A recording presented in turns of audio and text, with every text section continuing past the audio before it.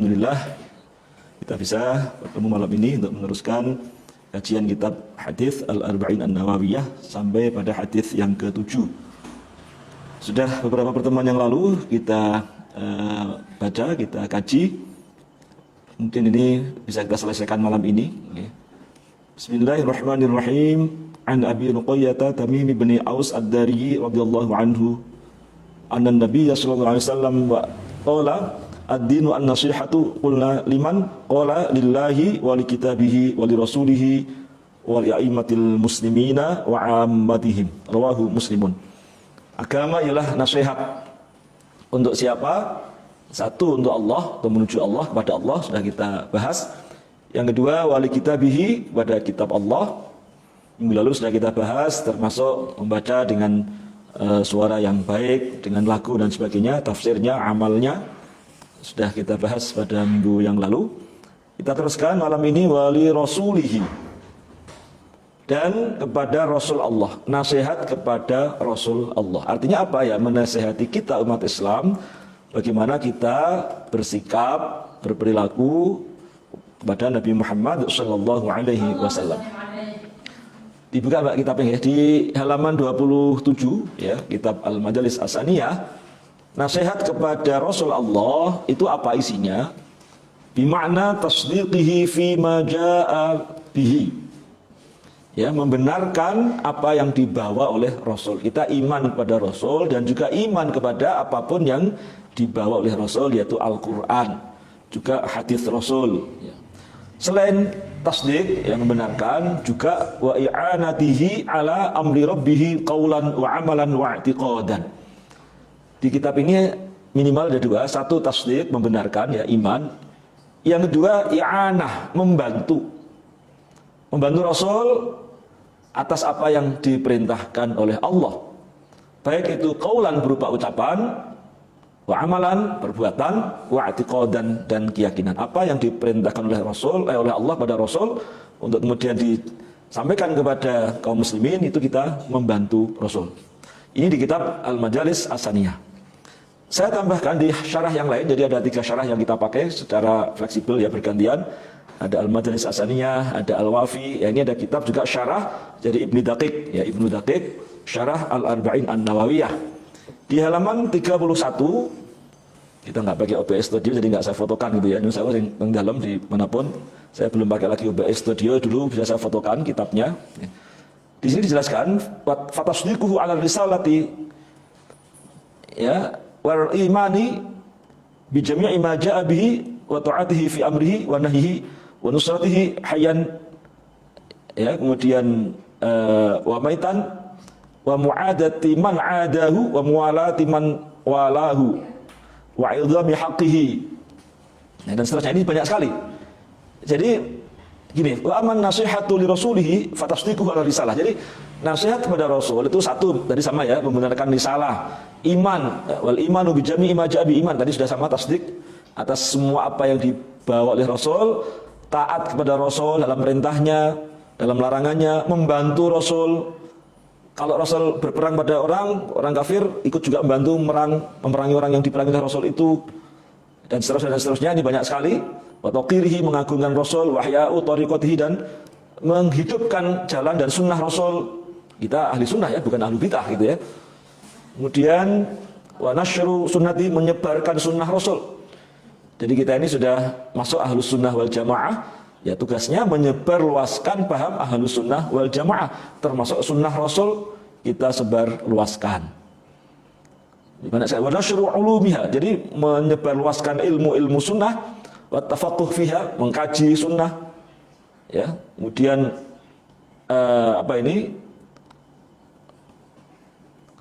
wa idhamuha wa jalaluha wa ta'addub anhu inda qiraatiha, jadi mengagungkan sunnah, ya, mengkaji sunnah, kemudian juga memiliki etika atau adab ketika membaca sunnah. Wal imsak wa anil kalami fiha, jadi kita tidak boleh ini ya, al imsak anil kalami fiha, jadi menahan diri untuk membicarakan sunnah, dalam arti mempertanyakan sunnah. Ya, walaupun sekarang mungkin konteksnya kalau kajian hadis lain lagi ya, ini mengkaji rawinya, ini dalam arti mempersoalkan ya, mempertanyakan, artinya tidak percaya kepada sunnah. Ya. Kalau mengkaji keilmuan ya monggo, ada namanya ulumul hadis ya. Kemudian juga wa mahabbatu ahli baitihi. Lah ini. Mahabbah atau cinta kepada ahlul bait. Yang disebut ada istilah habib itu ya. Ada istilah syarif, ada istilah sayyid. Itu ada dua istilah sebetulnya. Ada syarif dan sayyid. Lalu ditambah lagi di antara mereka yang memiliki kriteria tertentu namanya habib. Kita mahabbah kepada ahlul bait wa ashabihi, keluarga Rasul. Ya. Nah, ini aja begini ya, mencintai ahlul bait itu ya cinta. Tapi kalau soal harus mengikuti ahlul bait ya lihat dulu. Sepanjang ya, habaib atau habib atau sayyid atau syarif itu benar, berpegang teguh pada sunnah Rasul, selain kita mahabbah juga kita ikuti. Tapi seandainya karena manusia biasa bukan maksum. Ya maksum itu nabi, selain nabi tidak maksum, jadi tidak dijamin pasti benarnya. Kalau memang tidak benar, ya kita cukup berhenti pada mahabbah, tidak dilanjut pada itba' atau ittiba', ya tidak kemudian kita ikuti. Ya, jadi harus dilihat dulu, apakah Habib ini mengikuti sunnah Rasul? Ya, kalau iya kita ikuti juga selain mahabbah. Tapi kalau tidak, maka hanya mahabbah, tidak perlu kita ikuti. Jadi jangan kemudian fanatik ya atau membabi buta atau mutlak, pokoknya ini Habib pasti benar. Ya belum tentu gitu. Kalau nggak benar tidak perlu diikuti.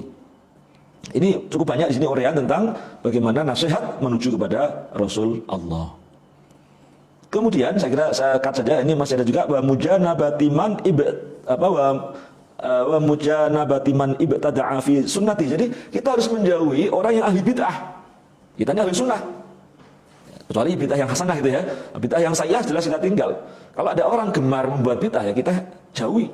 Ini adalah sebagai salah satu implementasi nasihat kepada Rasul Allah. Ini yang keberapa? Pertama nasihat kepada Allah, kedua nasihat kepada kitab Allah, ketiga Rasul Allah. Sekarang yang keempat, nasihat kepada wali a'immatil muslimina. Ini yang keempat. Nasihat kepada imam-imam kaum muslimin. Ya, imam-imam kaum muslimin ini bentuk jamak. Ya, imam itu ya pimpinan gitu ya, kepala. Ya. Seperti apakah? Nah sekarang gini, sebelum seperti apakah? Siapa itu a'immatul muslimin? Coba dilihat kembali ke Al-Majalis As-Saniyah. Ya, ada uraian di sini ya baris ketiga halaman 27. Wali a'immatil muslimina ay wulati umurihim ya yakni al-wafa'alahum bi'ahdihim wa tambihihim ala ma fihi rusduhum wa ma ashbahahu wa du'a'u lahum bitawfiqi. Qala ba'duhum wa qad yuqalu al-muradu bihim huna ulama'ud dini wa min nasihatihim qabulu ma qabulu ma itu rawahu wa taqliduhum fil ahkami wa ahsanu dhanni bihim ila ghairi dzalika. Jadi di sini ada dua makna a'immatul muslimin. Seperti dalam Al-Qur'an surat An-Nisa ayat 59, Bismillahirrahmanirrahim. Ya ayyuhalladzina amanu athi'ullaha wa athi'ur rasula wa ulil amri minkum. Ya ayyuhalladzina amanu, wahai orang-orang yang beriman, athi'ullah, taatlah kalian kepada Allah, wa athi'ur rasul, dan taatlah kalian kepada Rasul, wa ulil amri minkum. Nah, ini dan taatlah kepada ulil amri di antara kalian. Ulil amr. Siapa itu ulil amr? Di sini ada dua macam tadi.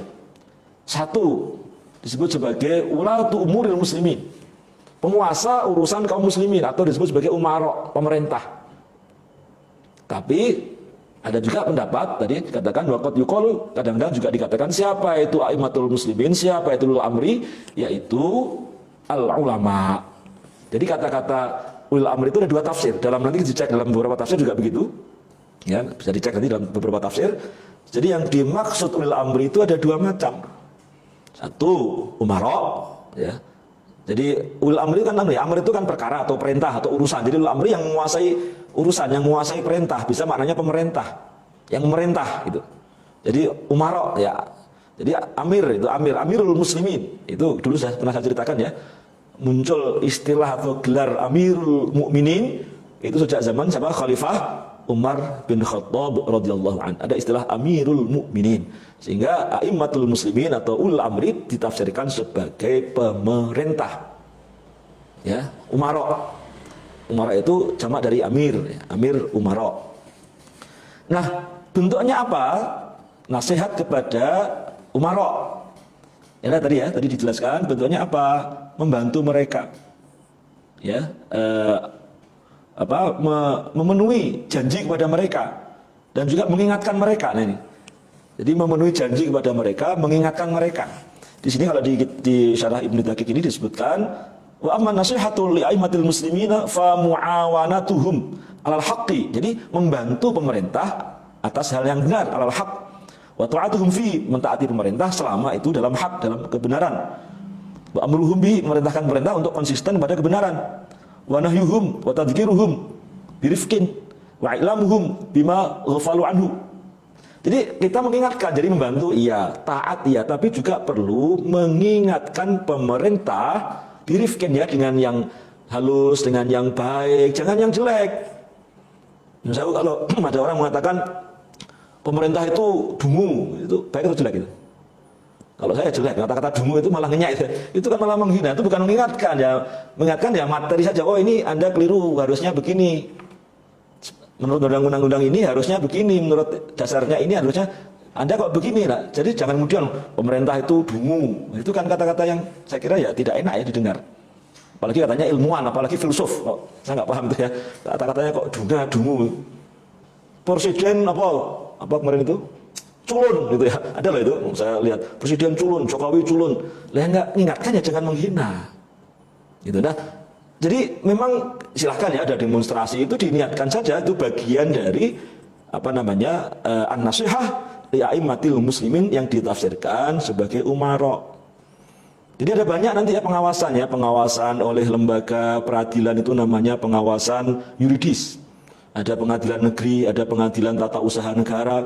Kalau pejabat itu salah melakukan tindak pidana, dia diproses nanti di pengadilan negeri. Kalau kebijakan berupa keputusan tata usaha negara itu salah atau merugikan warga bisa menggugat ke pengadilan tata usaha negara. Sekarang bahkan minta ganti rugi bisa kepada pengadilan tata usaha negara. Nah, itu bagian dari mengingatkan pemerintah secara jalur hukum, silahkan, monggo. Namanya pengawasan yuridis. Ada pengawasan politis, DPR dengan hak-haknya, ya. DPRD dengan hak-haknya, DPD, itu monggo, itu pengawasan politis. Juga ada pengawasan sosiologis, masyarakat mengawasi, silahkan demonstrasi. Ya, masyarakat misalnya mendapat pelayanan yang tidak baik, loh itu ada salurannya, silahkan diawasi dengan cara diingatkan. Caranya apa? Bisa komplain ke ombudsman. Di Indonesia ini sudah ada ombudsman sejak tahun 2000, zaman Presiden almarhum Gus Dur, dengan Kepres 44 tahun 2000, namanya Komisi Ombudsman Nasional. Jadi ombudsman itu ya lembaga yang mengawasi penyelenggaraan pelayanan publik. Masyarakat dirugikan, dilayani dengan nggak baik, silahkan lapor. Di Jogja ada namanya lembaga ombudsman DIY, dulu dibentuk 2004, mulai aktif 2005. Saya dulu ketuanya tahun 2008 sampai 2011, 3 tahun, ketua lembaga ombudsman daerah Istimewa Yogyakarta. Ya, saya niatkan ini bagian dari ini an-nasihah li'aimatil muslimin. Itu banyak tuh masyarakat komplain. Ya, ada seorang yang anaknya daftar sekolah nggak diterima, harusnya diterima. Dia lapor ke LODDI. Waktu itu saya di sana 3 tahun. Lalu diundanglah ya pelapor itu ya wali calon wali murid itu, kepala sekolah diundang, kepala dinas. Kebetulan ini di Sleman. Kemudian dicek, kenapa kok ditolak? Oh, karena ini dasarnya adalah peraturan bupati mengatakan ini ditolak. Ternyata ada peraturan gubernur, ini harusnya diterima ini. Karena perbedaan regulasi. Ini harusnya diterima. Akhirnya kepala sekolah nanya ke kepala dinas, boleh nggak kami susulkan? Kepala dinas mengatakan boleh. Akhirnya apa? Diterima. Hanya dengan 1 kali rapat. Atau mediasi lah kita pertemukan. Seperti itu. Itu masyarakat tidak perlu proaktif ya. Kalau dilayani nggak baik, diem saja ya. Berarti tidak mengingatkan. Jadi kalau mau mengingatkan, ada jalurnya. Terkait dengan pelayanan publik, silahkan datang ke ombudsman. Masyarakat minta informasi kepada badan publik, apakah di level desa, kecamatan, kabupaten, atau bahkan ke perguruan tinggi atau kemanapun lembaga badan publik, tidak dilayani. Penelitian ya, misalnya ini sedang skripsi ya, Mbak Fiin, Mbak Iza, Mbak Maya, misalnya kok nggak dilayani, silahkan. Boleh ada mekanismenya ya. Nanti kalau misalnya tetap nggak dilayani, sudah keberatan ke atasan, bisa minta penyelesaian di Komisi Informasi Provinsi Daerah Istimewa Yogyakarta atau Komisi Informasi Daerah. Kalau daerah itu pakai provinsi, di DIY nggak pakai provinsi karena setingkat provinsi. Komisi Informasi Daerah Istimewa Yogyakarta. Saya kebetulan ini sekarang jadi ketuanya mulai 2019 yang lalu. Ya sama, saya niatkan bagian dari an-nasihah li a'immatil muslimin. Ada itu kemarin orang minta informasi tentang pembangunan gedung ya di Sleman, kemudian ditolak, lalu menyampaikan sengketa, permohonan penyelesaian sengketa ke KID DIY, ya kami sidangkan, yang memutuskan silahkan diberikan saja itu informasi terbuka, itu bukan rahasia tentang mengapa kok yang menang tender ini itu, silahkan, rakyat perlu tahu itu, masyarakat berhak untuk tahu. Ada orang minta informasi tentang pertanahan, ya silahkan dibuka saja, kecuali yang nanti dikecualikan ya, itu memang kalau itu oke, ada yang dikecualikan. Nah ini contoh-contoh, dan masyarakat perlu proaktif. Jadi kalau dilayani nggak baik silahkan komplain, diniatkan saja bagian dari ini, mengingatkan pemerintah. Ya, ini hadisnya gitu ya, ini ada hadisnya, an-nasihah li a'immatil muslimin. Kita perlu menasihati dengan cara itu. Mau demo monggo, asal tidak ya tadi ya menghina, ya menghujat, ya tetap sopan, itu ya, tidak mengganggu, tidak anarkis, tidak merusak, monggo. Ya, monggo itu bagian dari ini juga. Kalau tadi minta informasi nggak dilayani, silahkan bisa mengajukan penyelesaian sengketa informasi ke Komisi Informasi. Di DIY ini ada, di Jawa Tengah juga ada, Jawa Barat ada, di hampir di semua provinsi sudah ada semua saya kira. Bahkan sudah beberapa kabupaten ada, di saya tidak salah Cirebon itu sudah ada. Ya, mungkin Sleman mau membentuk ini, sudah membentuk perdanya, Komisi Informasi Daerah Kabupaten Sleman, kelihatannya 1-2 tahun lagi akan terbentuk. Monggo ini kita niatkan bagian dari an-nasihah li a'immatil muslimin dengan memaknai atau menafsirkan a'immah itu ialah umara. Yang kedua, a'immah itu dimaknai, ditafsirkan sebagai ulama. Ada ya di sini tadi di Majelis As-Saniyah. Jadi waqad yuqalu, tadi sudah saya bacakan, al-muradu bihim huna ulama'ud-dini wa min nasihatihim qabulu ma rawahu wa taqliduhum fil ahkam wa ahsanudzoni bihim. Jadi bagian dari nasihat menuju imam muslimin, artinya ulama, ialah apa? Maknanya kita menerima apa yang mereka ajarkan, yang mereka didikkan, yang mereka riwayatkan. Kita ikuti ya, wa taqliduhum, kita mengikuti mereka, kita ikut para fuqaha ya, kita ikut imam madhab dan para imam madhab di satu madhab. Makanya ada madhab Syafi'iyah, itu kan banyak ya, Imam Syafi'i dan imam lain yang tergabung dalam madhab Syafi'iyah, madhab Malikiyah, madhab Hanabilah, madhab Hanafiyah. Kita ikut, itulah nasihat li a'immatil muslimin. Maknanya apa? Ikut pada para ulama ya. Kemudian juga wa ahsanudzoni bihim, ya kita lebih banyak husnudzon kepada ulama, tidak kemudian ulama ini sudah ulama su ini. Nah, sekarang kan kemarin gitu ya, apalagi menjelang pilpres loh, itu banyak itu bahkan maka menuduh si A si B ini ulama su gitu. Ya kita husnudzon pada ulama. Ya kalau ulamanya salah ya diingatkan saja. Tapi kalau ini masih sesuatu yang tidak bisa dipastikan, ya kita lebih bagus husnudzon. Mungkin memang ulama ini punya alasan, punya pertimbangan tertentu, jadi kita lebih baik husnudzon kepada para ulama. Saya kira masih satu terakhir bisa saja ya, ternyata nggak selesai ini. Terakhir ialah wa ammatihim. Insyaallah kita masih sambung pada pertemuan yang akan datang. Demikian tadi yang saya jelaskan tentang an-nasihah li rasulihi, kemudian wali a'immatil muslimina. Demikian, mudah-mudahan ada manfaatnya, kurang lebihnya mohon maaf. Kita tutup dengan hamdalah. Alhamdulillahi rabbil alamin. Subhanakallahumma bihamdika asyhadu an la ilaha illa anta astaghfiruka wa atubu ilaik. Wallahul muwaffiq ila aqwamit thoriq. Assalamualaikum warahmatullahi wabarakatuh.